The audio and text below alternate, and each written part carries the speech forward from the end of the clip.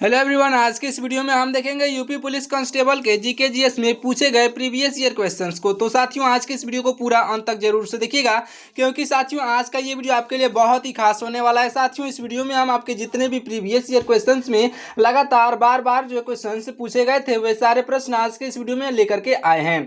तो इस वीडियो को पूरा ध्यान से देखिएगा। चलिए इस वीडियो को स्टार्ट करते हैं। सबसे पहला प्रश्न हो जाएगा हमारा, ध्यान से देखिएगा। यहाँ पर पहला प्रश्न हो जाएगा कि ऋग्वेद के जो है किस मंडल में पहली बार 4 वर्गों यानी कि ब्राह्मण, क्षत्रिय, वैश्य और शूद्र, यहाँ पर शूद्र का उल्लेख है। तो आपका राइट आंसर साथियों हो जाएगा पहली बार 4 वर्णों यानी कि इन चारों का जो उल्लेख किसमें है साथियों। तो आपका राइट आंसर हो जाएगा साथियों ऑप्शन नंबर का बी, यानी कि 10वें मंडल में। कहां पर साथियों? 10वें मंडल, जो कि आपका ऑप्शन नंबर बी पर दिया गया है। इस क्वेश्चन का बिल्कुल राइट आंसर हो जाएगा, याद रख लीजिएगा। देखिए अगला प्रश्न, हमारा अगला प्रश्न हो जाएगा साथियों, सिंधु घाटी सभ्यता का प्रसिद्ध स्थल लोथल वर्तमान में भारत के किस राज्य में स्थित है? साथियों लोथल जो है यह वर्तमान में गुजरात में स्थित है। ऑप्शन नंबर डी पर गुजरात दिया गया है, राइट आंसर हो जाएगा। अगला प्रश्न है हमारा, ध्यान से देखिएगा। जैन धर्म के 23वें तीर्थकर भगवान जो है, जैन धर्म के 23वें तीर्थकर जो है भगवान पार्श्वनाथ का जन्म उत्तर प्रदेश के किस नगर में हुआ था? साथियों ये क्वेश्चन आपके लिए इंपॉर्टेंट हो जाता है, आपके यूपी पुलिस कांस्टेबल के लिए साथियों, क्योंकि ये जो आपके यूपी से रिलेटेड क्वेश्चन है और ये क्वेश्चन आपके एग्जाम में पूछा जा सकता है। तो देखिए यहाँ पर वाराणसी क्या हो जाएगा साथियों? जैन धर्म के 23वें तीर्थकर जो है 23वें तीर्थकर का जो है जन्म उत्तर प्रदेश के वाराणसी में हुआ था। उनका नाम क्या था साथियों? तो भगवान पार्श्वनाथ। आपका ऑप्शन नंबर ए पर दिया गया है वाराणसी, राइट आंसर हो जाएगा। अगला प्रश्न देखिएगा। अगला प्रश्न हो जाएगा हमारा, मौर्य वंश के जो है किस शासक को यूनानी लेखकों द्वारा जो है अभित्रघात की उपाधि प्रदान की गई थी? तो आपका राइट आंसर साथियों हो जाएगा ऑप्शन नंबर का सी, यानी कि बिंदुसार। साथियों किसको? तो बिंदुसार आपका ऑप्शन नंबर सी पर दिए गए हैं, बिल्कुल राइट आंसर हो जाएंगे, याद रखिएगा। अगला प्रश्न देखिएगा। अगला प्रश्न हो जाएगा हमारा, ध्यान से देखिए। यहाँ पर गुप्त काल में निर्मित भीतरगांव का मंदिर उत्तर प्रदेश के किस जिले में स्थित है? तो साथियों याद रख लीजिएगा, गुप्त काल में निर्मित भीतरगांव का जो है मंदिर उत्तर प्रदेश के किस जिले में स्थित है? राइट आंसर हो जाएगा साथियों कानपुर में। कहाँ पर? ऑप्शन नंबर जो है डी पर दिया गया है, कानपुर। इस क्वेश्चन का बिल्कुल राइट आंसर हो जाएगा, याद रख लीजिएगा।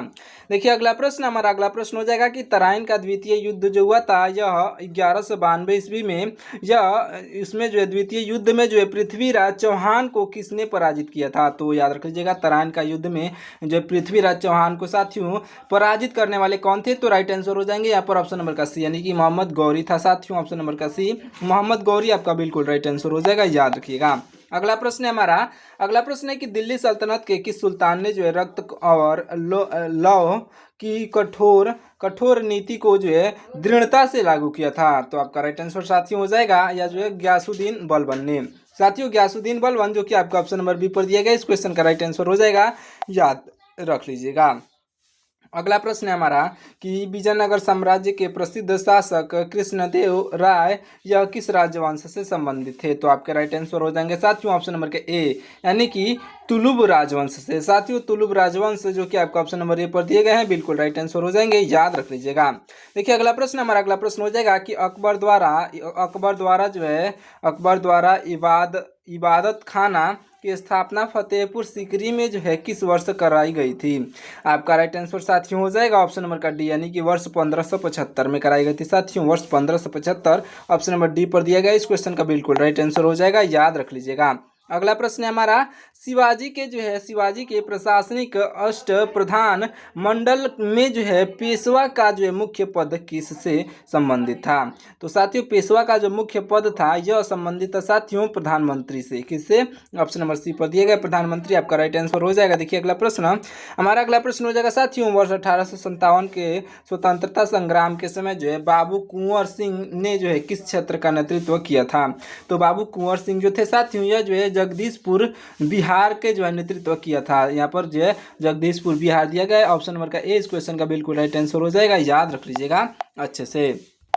अगला प्रश्न है हमारा, ध्यान से देखिएगा। स्वामी विवेकानंद ने रामकृष्ण मिशन की स्थापना जो है आधिकारिक रूप से किस वर्ष की थी? तो स्वामी विवेकानंद जो है विवेकानंद ने जो है साथियों रामकृष्ण मिशन की स्थापना आधिकारिक रूप से किया था वर्ष 1897 में। वर्ष 1897 में किया था, ऑप्शन नंबर बी पर दिया गया। इस क्वेश्चन का बिल्कुल राइट आंसर हो जाएगा, याद रखिएगा। अगला प्रश्न है हमारा कि महात्मा गांधी ने जो है भारतीय राष्ट्रीय कांग्रेस के किस एकमात्र अधिवेशन की अध्यक्षता की थी? तो आपका राइट आंसर हो जाएगा साथियों ऑप्शन नंबर का बी, यानी कि बेलगांव अधिवेशन की। बेलगांव अधिवेशन जो कि आपका ऑप्शन नंबर बी पर दिया गया, इस क्वेश्चन का बिल्कुल राइट आंसर हो जाएगा साथियों, याद रखिएगा। अगला प्रश्न है हमारा, ध्यान से देखिएगा, काकोरी ट्रेन जो एक्शन की प्रसिद्ध ऐतिहासिक घटना जो है किस वर्ष और जो तिथि को घटित हुई थी? तो आपका राइट आंसर साथियों हो जाएगा 9 अगस्त 1925 को। कब हुई थी? तो ऑप्शन नंबर डी पर दिया गया है 9 अगस्त 1925। ऑप्शन नंबर का डी इस क्वेश्चन का बिल्कुल राइट आंसर हो जाएगा, याद रखिएगा। देखिए अगला प्रश्न, हमारा अगला प्रश्न हो जाएगा कि जालियांवाला बाग हत्याकांड की जांच के लिए जो है ब्रिटिश सरकार ने किस आयोजन का गठन किया था? आपका राइट आंसर साथियों हो जाएगा ऑप्शन नंबर का सी, यानी कि हंटर आयोजन का। साथियों हंटर आयोजन जो कि आपका ऑप्शन नंबर जो आयोग, सॉरी दोस्तों, देखिए यहाँ पर हंटर आयोग की बात की जा रही है। यहाँ पर किस आयोग का गठन किया गया था? सॉरी, देखिए यहाँ पर जो जालियांवाला बाग हत्याकांड की जांच के लिए जो है ब्रिटिश सरकार ने किस आयोग का गठन किया था? तो आयोग साथियों क्या नाम था उसका? हंटर आयोग नाम था। ऑप्शन नंबर सी पर दिया गया है, तो इस क्वेश्चन का राइट आंसर ऑप्शन नंबर का सी, यहाँ पर हंटर आयोग आपका राइट आंसर हो जाएगा। अगला प्रश्न है हमारा कि भारतीय संविधान सभा की पहली बैठक जो कि 9 सितंबर को हुई थी 1946 में जो है किस शहर में आयोजित हुई थी? तो यह जो है साथियों पहली बार जो आयोजित हुआ था, यह हुआ था आपका ऑप्शन नंबर का बी, यानी कि नई दिल्ली में। ऑप्शन नंबर जो है बी पर दिया गया नई दिल्ली, आपका राइट आंसर हो जाएगा। अगला प्रश्न है हमारा, ध्यान से देखिएगा, भारतीय संविधान के किस भाग को जो है भारत का जो है मैग्ना कार्टा की संज्ञा दी जाती है? तो यह साथियों भारतीय संविधान के भाग 3 को दी जाती है, भाग 3 जो कि आपका ऑप्शन नंबर डी पर दिया गया, राइट आंसर हो जाएगा। अगला प्रश्न है हमारा, यहाँ पर संपत्ति के अधिकार को जो है किस संविधान संशोधन द्वारा मौलिक अधिकार की सूची से हटाया गया था? तो याद रख लीजिएगा साथियों, यह हटाया गया था 44वां संविधान संशोधन के द्वारा, यानी कि 44 नंबर का जो है संविधान संशोधन के द्वारा इसे हटाया गया था। ऑप्शन नंबर का ये राइट आंसर हो जाएगा। चलिए देखिए अगला प्रश्न, हमारा अगला प्रश्न हो जाएगा कि भारतीय संविधान का कौन सा अनुच्छेद जो है भारत के राष्ट्रपति पर महाभियोग से संबंधित है? आपका राइट आंसर साथियों हो जाएगा ऑप्शन नंबर का डी, यानी कि अनुच्छेद 61 आपका राइट आंसर हो जाएगा, जो कि आपका ऑप्शन नंबर डी पर दिया गया है साथियों, अनुच्छेद 61 आपका राइट आंसर होगा। अगला प्रश्न है हमारा, ध्यान से देखिएगा, भारत के जो है नियंत्रक एवं महालेखा परीक्षक की नियुक्ति किसके द्वारा की जाती है? साथियों आपका राइट आंसर हो जाएगा राष्ट्रपति के द्वारा। किसके द्वारा साथियों? राष्ट्रपति के द्वारा, जो कि आपका ऑप्शन नंबर सी पर दिए गए हैं, राष्ट्रपति आपके बिल्कुल राइट आंसर हो जाएंगे, याद रखिएगा। देखिए अगला प्रश्न, हमारा अगला प्रश्न हो जाएगा कि संसद के 2 सत्रों के मध्य अधिकतम कितने समय का जो है अंतराल होने की अनुमति दी गई है? आपका राइट आंसर साथियों हो जाएगा ऑप्शन नंबर का ए, यानी कि 6 महीने की। कितने साथियों? 6 महीने की दी गई है। ऑप्शन नंबर ए पर दिया गया 6 महीने, आपका बिल्कुल राइट आंसर हो जाएगा साथियों, याद रख लीजिएगा। देखिए अगला प्रश्न, हमारा अगला प्रश्न हो जाएगा कि भारतीय संविधान में जो है संसदीय शासन प्रणाली को किस देश के जो है संविधान से लिया गया है? आपका राइट आंसर साथियों हो जाएगा, यह लिया गया है आपका ऑप्शन नंबर का बी, यानी कि ब्रिटेन देश के शासन से लिया गया है साथियों, संविधान से लिया गया है। ऑप्शन नंबर का बी, ब्रिटेन देश के संविधान से लिया गया, ऑप्शन नंबर का बी बिल्कुल राइट आंसर हो जाएगा, ब्रिटेन। अगला प्रश्न है हमारा, ध्यान से देखिएगा, अगला प्रश्न है कि बलवंत राय मेहता जो है समिति का संबंध निम्नलिखित में से किस प्रशासनिक व्यवसाय से है? आपका राइट आंसर साथियों हो जाएगा ऑप्शन नंबर का ए, यानी कि पंचायती राज व्यवस्था से साथियों, पंचायती राज व्यवस्था ऑप्शन नंबर ए पर दिया गया, बिल्कुल राइट आंसर हो जाएगा, याद रखिएगा। मैं फिर से बता देना चाहता हूं साथियों, जितने भी प्रश्न है सारे मोस्ट इंपॉर्टेंट क्वेश्चन है आपके एग्जाम के लिए, तो इसलिए इस वीडियो को पूरा ध्यान से देखते हुए और इसे आप अच्छे से याद करते हुए चलिएगा। देखिए अगला प्रश्न, हमारा अगला प्रश्न हो जाएगा कि किस अनुच्छेद के तहत जो है राज्यों में जो है राष्ट्रपति शासन लगाने की संवैधानिक प्रावधान है?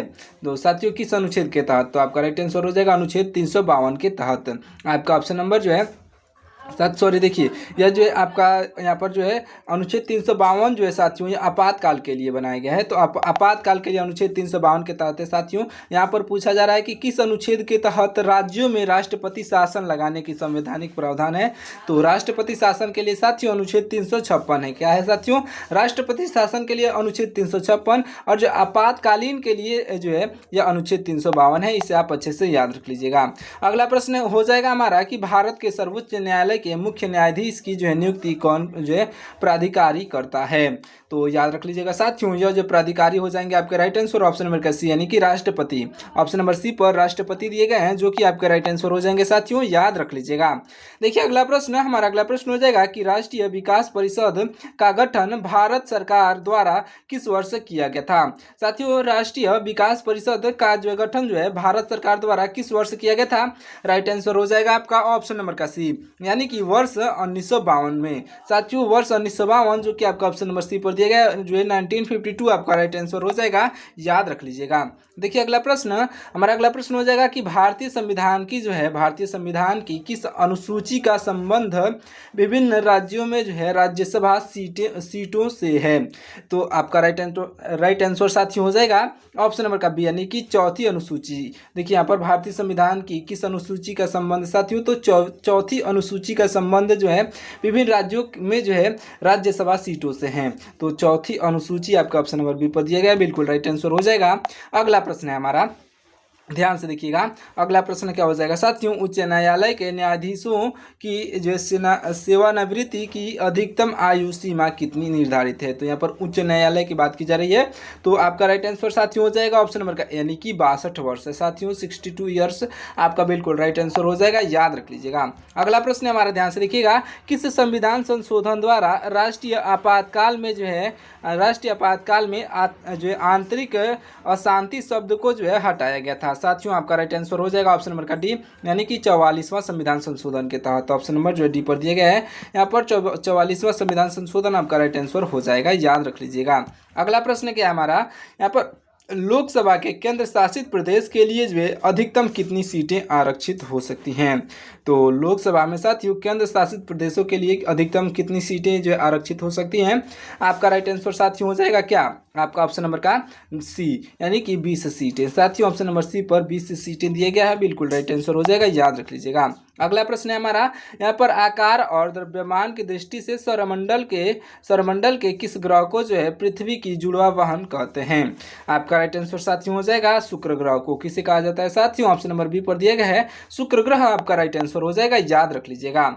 अगला प्रश्न है हमारा कि पृथ्वी जो है सूर्य से अपनी अधिकतम दूरी पर जो है किस तिथि को मुख्य रूप से होती है। तो आपका राइट आंसर साथियों हो जाएगा, आपका राइट आंसर क्या हो जाएगा साथियों, आपका राइट आंसर हो जाएगा आपका ऑप्शन नंबर का डी यानी कि 4 जुलाई को। साथियों 4 जुलाई जो कि आपका ऑप्शन नंबर डी पर दिया गया, इस क्वेश्चन का राइट आंसर हो जाएगा, याद रखिएगा।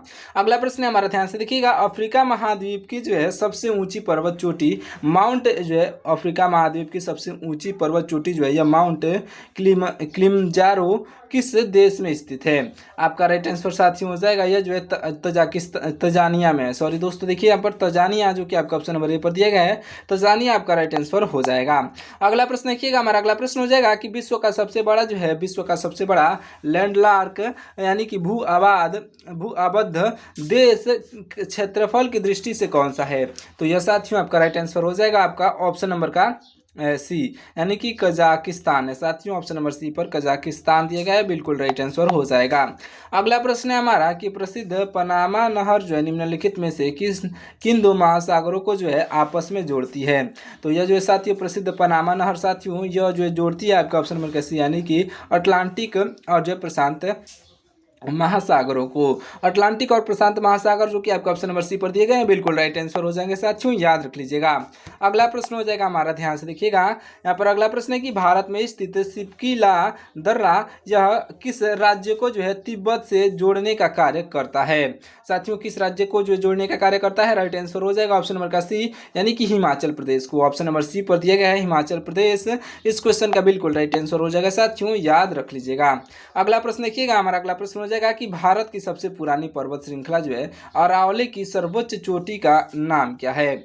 आपका राइट आंसर साथियों हो जाएगा गुरु शिखर नाम है। साथियों क्या नाम है इसका, तो गुरु शिखर जो कि आपका ऑप्शन नंबर बी पर दिया गया है, राइट आंसर हो जाएगा। अगर आपको इसका पीडीएफ चाहिए साथियों तो आप हमारे टेलीग्राम चैनल को ज्वाइन कर लीजिएगा, जिसका लिंक मैंने नीचे डिस्क्रिप्शन बॉक्स में दे रखा है।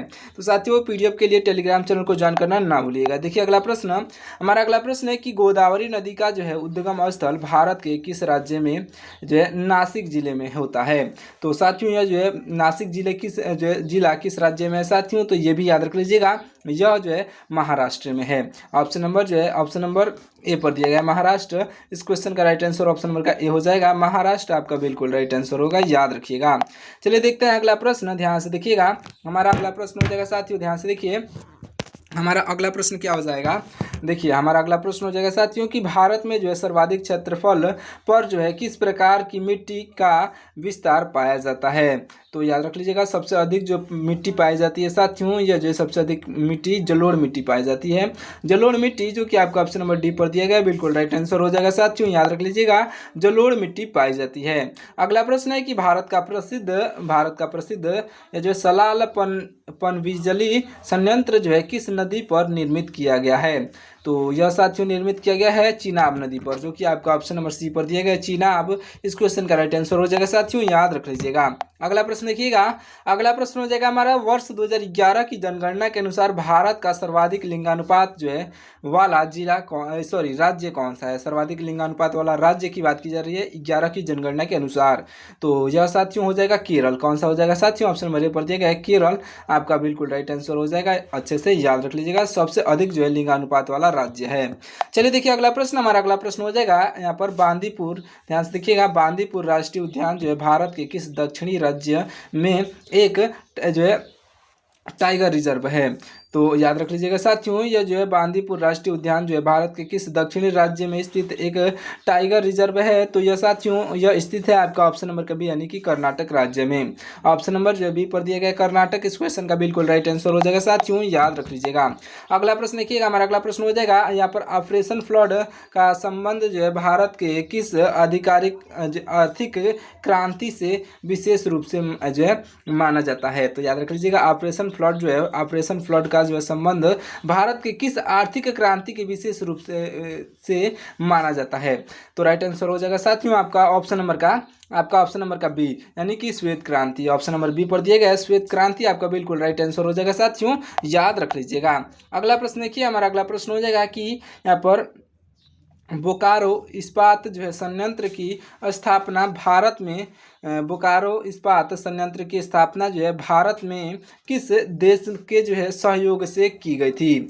आपका राइट आंसर साथियों हो जाएगा ऑप्शन नंबर का डी, यानी कि पूर्व सोवियत संघ। साथियों पूर्व सोवियत संघ, इस क्वेश्चन का बिल्कुल राइट आंसर हो जाएगा, पूर्व सोवियत संघ के सहयोग से किया गया था। ऑप्शन नंबर का सी राइट आंसर होगा। देखिए अगला प्रश्न, हमारा अगला प्रश्न हो जाएगा साथियों, निम्नलिखित में से कौन सा जो है राष्ट्रीय जलमार्ग यानी कि NW2 असम में स्थित है। तो याद रख लीजिएगा साथियों, आपका राइट आंसर हो जाएगा आपका ऑप्शन नंबर का सी, यानी कि जो है आपका ऑप्शन नंबर का सी, यहाँ पर सादिया थुबरी आपका बिल्कुल राइट आंसर हो जाएगा, जो कि आपका ऑप्शन नंबर सी पर दिया गया है। अगला प्रश्न हमारा ध्यान से देखिएगा, ये इंपॉर्टेंट क्वेश्चन है साथियों, ये आपके लिए बहुत इंपॉर्टेंट क्वेश्चन हो जाता है, तो इस प्रश्न को ध्यान से देखिएगा। क्या है प्रश्न कि भारत में राष्ट्रीय आय का प्रथम वैज्ञानिक आकलन किस अर्थशास्त्री ने किया था। तो यह साथियों यह अर्थशास्त्री हो जाएगा आपका ऑप्शन नंबर का बी, यहाँ पर डॉक्टर डॉक्टर BKRB राव ने आपका ऑप्शन नंबर का बी बिल्कुल राइट आंसर हो जाएगा, अच्छे से याद रख लीजिएगा। अगला प्रश्न हमारा कि भारतीय रिजर्व बैंक यानी कि RBI का राष्ट्रीयकरण जो है किस वर्ष आधिकारिक रूप से किया गया था। तो RBI का जो है राष्ट्रीयकरण आधिकारिक रूप से किस वर्ष किया गया था, राइट आंसर हो जाएगा वर्ष 1949 में। वर्ष 1949 आपका ऑप्शन नंबर बी पर दिया गया यहाँ पर, यानी कि ईयर्स 1949 आपका बिल्कुल राइट आंसर हो जाएगा, याद रख लीजिएगा। चलिए देखते हैं अगला प्रश्न, हमारा अगला प्रश्न हो जाएगा, ध्यान से देखिएगा कि हमारा अगला प्रश्न कि योजना आयोग के जो स्थान पर गठित नीति आयोग के प्रथम अध्यक्ष कौन बने थे। तो साथियों योजना जो आयोग के स्थान पर साथियों जो नीति आयोग का गठन किया गया है उसके प्रथम अध्यक्ष जो बने थे आपका ऑप्शन नंबर के ए, यानी कि अरविंद पनगड़िया, जो कि आपका ऑप्शन नंबर ए पर दिए गए हैं, बिल्कुल राइट आंसर हो जाएंगे साथियों, याद रख लीजिएगा। देखिए अगला प्रश्न, हमारा अगला प्रश्न है कि भारत में जो है कृषि एवं ग्रामीण विकास के लिए जो है सर्वोच्च ऋण प्रदाता बैंक कौन सा है? आपका राइट आंसर साथियों हो जाएगा नाबार्ड है। साथियों नाबार्ड, जो कि आपका ऑप्शन नंबर जो है सी पर दिया गया, नाबार्ड आपका बिल्कुल राइट आंसर हो जाएगा। साथियों याद रख लीजिएगा। अगला प्रश्न है हमारा, ध्यान से देखिएगा। यहाँ पर किसी अर्थव्यवस्था में जो है मंदी के साथ मुद्रास्फीति की स्थिति क्या कहलाती है? तो किसी भी अर्थव्यवस्था में साथियों मंदी के साथ साथ यहाँ पर मुद्रास्फीति की स्थिति को क्या कहते हैं साथियों? तो याद रख लीजिएगा, हम लोग कहते हैं स्टैगफ्लेशन, जो कि आपका ऑप्शन नंबर सी पर दिया गया है, बिल्कुल राइट आंसर हो जाएगा। साथियों स्टैगफ्लेशन कहते हैं। तो साथियों ये जो आपके टॉप 50 क्वेश्चंस थे जो कि आपके PYQ से लिए गए थे आपके यूपी पुलिस कांस्टेबल के। तो ये साथियों सारे ही प्रश्न कैसे लगे आप कमेंट करके जरूर से बताइएगा। सारे ही प्रश्न मोस्ट इंपॉर्टेंट प्रश्न थे आपके एग्जाम के लिए। तो ये जो वीडियो आपको कैसा लगा ये भी कमेंट करके जरूर से बताइएगा। चलिए मिलते हैं किसी और वीडियो में, तब तक के लिए आप हमारे वीडियो को लाइक करके और चैनल को सब्सक्राइब कर लीजिएगा। साथ ही साथ अपने दोस्तों के पास इस वीडियो को शेयर जरूर से करिएगा। साथियों जितने भी प्रश्न थे सारे प्रश्न मोस्ट इंपॉर्टेंट प्रश्न थे। अगर आपको इसका PDF चाहिए तो आप हमारे टेलीग्राम चैनल को ज्वाइन कर लीजिएगा, जिसका लिंक मैंने नीचे डिस्क्रिप्शन बॉक्स में दे दिया है। तो मिलता है किसी और वीडियो में, तब तक के लिए आपका बहुत बहुत धन्यवाद साथियों। जय हिंद।